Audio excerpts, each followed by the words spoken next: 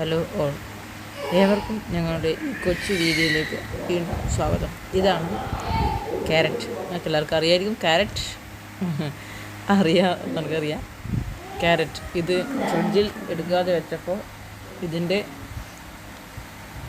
മുകളിൽ നിന്ന് താഴെ വരെ വേരുകൾ വന്നിരിക്കുകയാണ്. ഫസ്റ്റ് ടൈമാണ് ഞാനിങ്ങനെ ഒന്ന് കാണുന്നത്. ഇത് നട്ടിട്ട് പരിപാലിച്ചതിന് ശേഷം അതിൻ്റെ നെക്സ്റ്റ് വീഡിയോ ആയിട്ട് വീണ്ടും കാണാം.